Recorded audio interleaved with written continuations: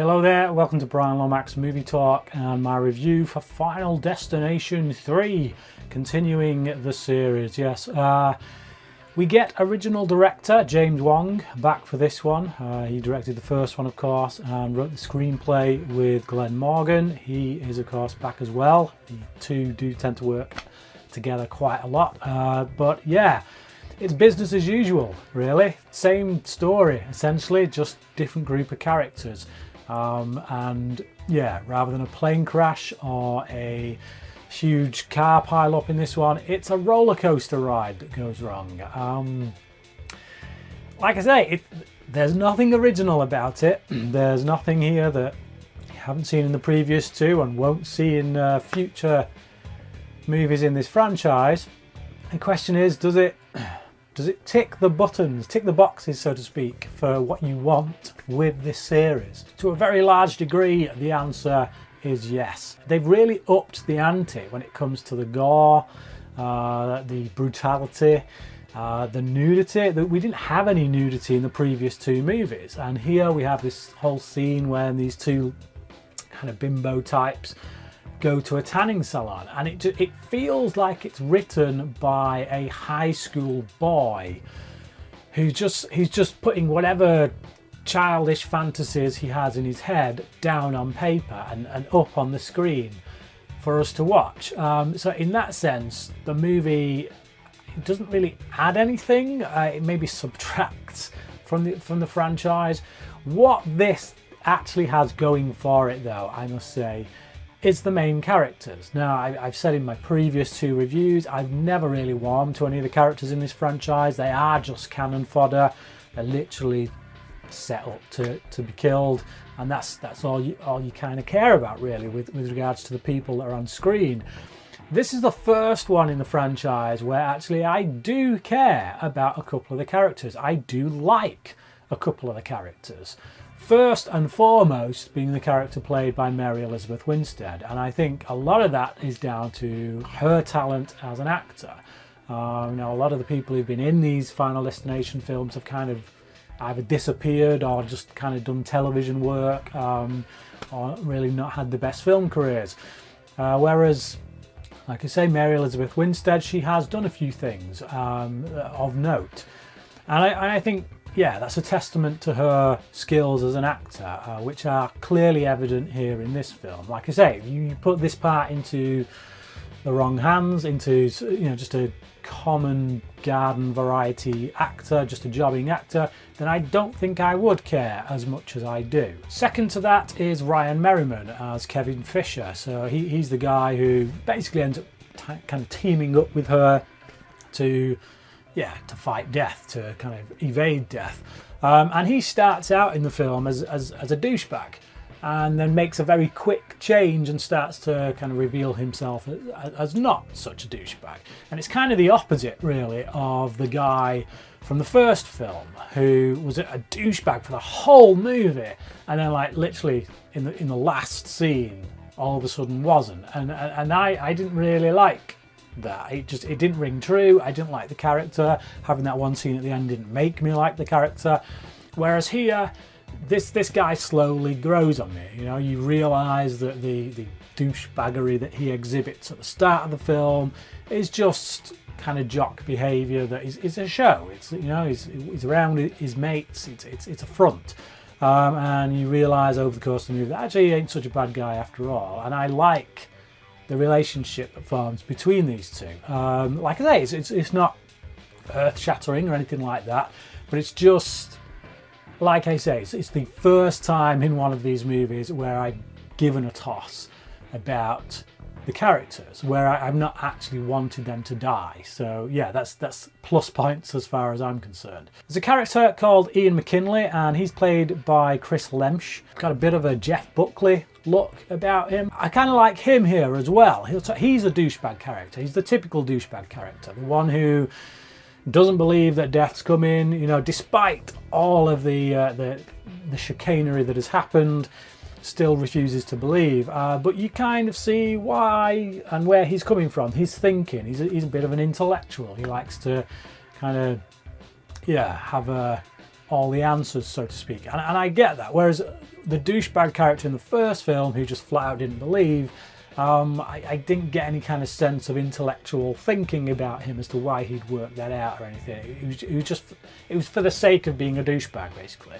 So this guy as well, this Chris Lemch character, he's a bit douchey. Like I say, he's a bit too smart for his own good, maybe. But then, kind of partway through the movie, when one of his friends is killed, he turns against the Mary Elizabeth Winstead character, and I do buy that turn. Nearly every death after the premonition at the start is almost caused by, yeah, these two characters running around and trying to tell everyone about it. Like if they hadn't have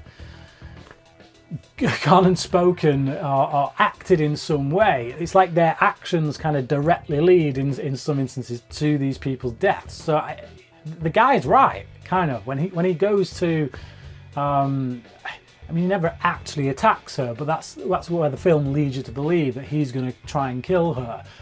But you kind of get where he's coming from. He's right in essence. If she'd have left it alone, these people wouldn't have died in the ways that they did. That's not to say that death wouldn't have found another way to kill them, because obviously he would. He was coming for them regardless, or it was coming for them regardless. But yeah, it's just when you look at it on the surface, if she'd just kept her nose out and the guy who was with her, yeah, would they have died in the ways that they did? Now, each one of these Final Destination movies does hinge on an opening set piece. You know, we got the plane crash in the first one, we got the big pile up in the second one, and here it's a roller coaster ride. Now, going into this, knowing it was a roller coaster ride, I hate roller coasters.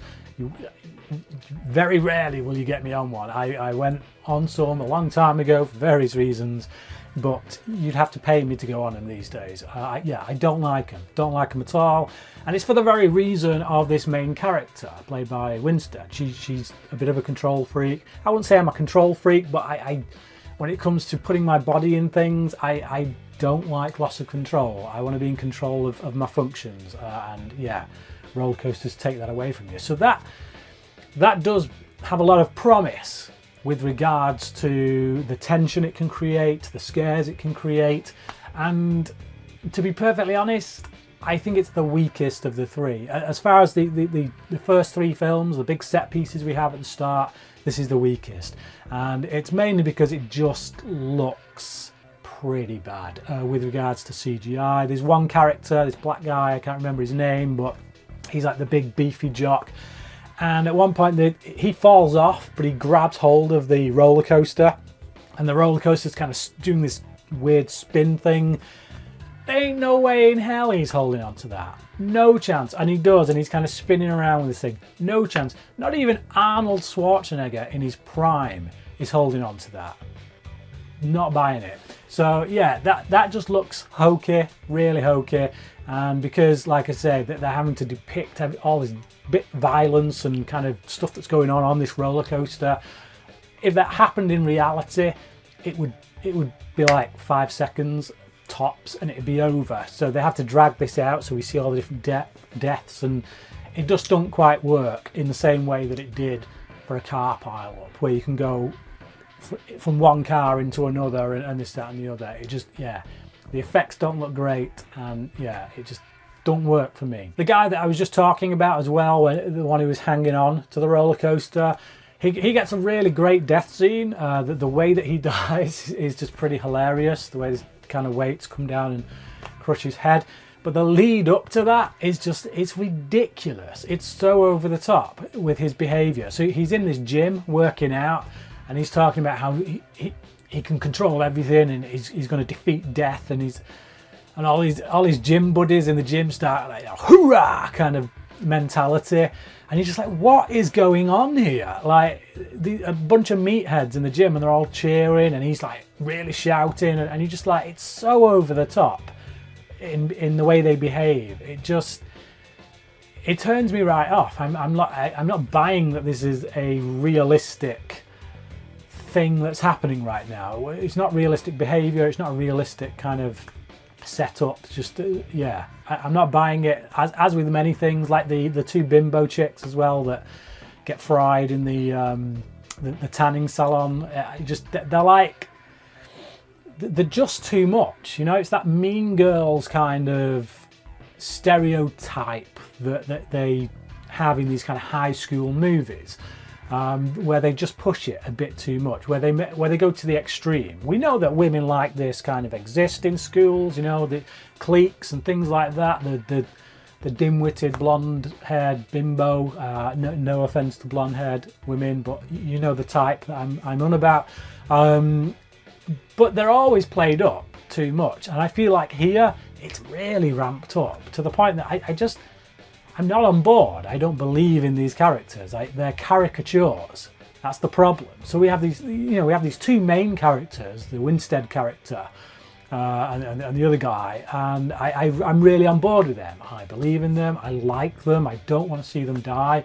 But unfortunately, the film fills in all these supporting characters who, again, as with previous films, because they're cannon fodder, not much care really goes into developing them as real people. And I guess that works in some respects, so that when they do get killed, it isn't so shocking. It isn't kind of... And I guess that's one of the things that makes the nail gun through the face scene so shocking, because that character who gets killed there, she's one of the supporting characters that they do actually give a bit more humanity. She comes across as a bit more of a real person, whereas all these others who feel like caricatures, that means that when they do die, it never feels anything more than a Looney Tunes cartoon. That's kind of what it feels like. It's what it is, essentially. You see these ridiculous characters getting killed in ridiculous ways. For me personally, like, despite the faults I've mentioned, despite the fact that